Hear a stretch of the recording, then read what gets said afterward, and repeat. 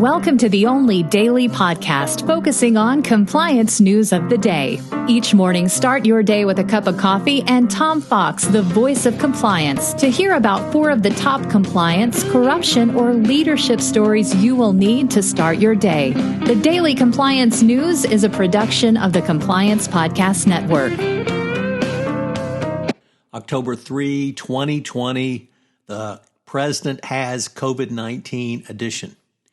First up, we had a very interesting fine against a travel service provider for Cuba sanctions. Generali Global agreed to pay a $5.9 million to resolve apparent violations of U.S. sanctions on Cuba.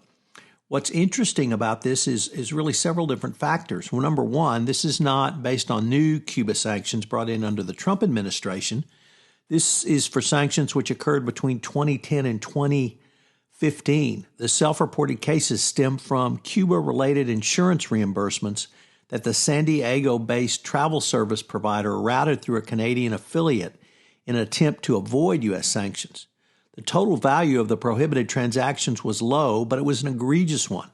Generali appeared to have acted recklessly when it intentionally avoided making direct payments to Cuban entities and then formalized a process to make them indirectly, knowing it would be illegal otherwise.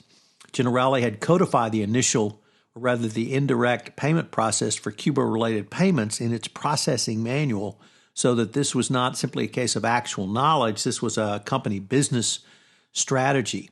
I actually went to Cuba through this travel agency, and while that was legal at the time, apparently making payments into Cuba in non-approved manners was not legal. So a very interesting case. The thing that I would ask compliance practitioners to focus on is the intentionality. We recently had the Sergeant Marine case, which was a criminal FCPA case where corruption was built into the business practices.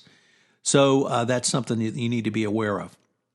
Next up, the victims of ransomwear schemes in financial institutions could violate sanctions or anti-money laundering rules and face stiff penalties if they facilitate or make payments to the attackers. The notices issued by units of the Treasury's Office of Terrorism and Finance Intelligence warn victims and businesses that assisting them to be particularly wary of making ransomware payments to blacklisted individuals and entities, including hacker groups in countries such as Iran, North Korea, and Russia. The advisories come on the heels of high-profile ransomware attacks that have disrupted schools, hospitals, and global shipping. Attackers took systems offline at Universal Health Services, one of the largest healthcare chains in the U.S.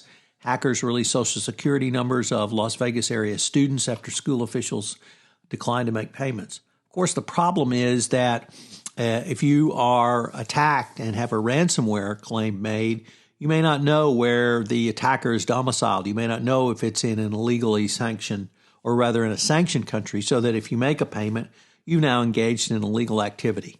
So stiff warnings, but one that needs to be followed.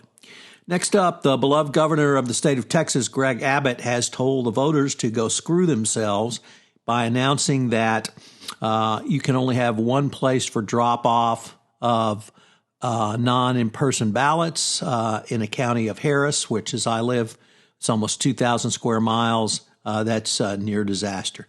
But once again, Republicans trying to stop the vote. The Daily Compliance News is a production of the Compliance Podcast Network and a proud member of C-Suite Radio. Thanks so much for listening. I hope you'll join me again tomorrow.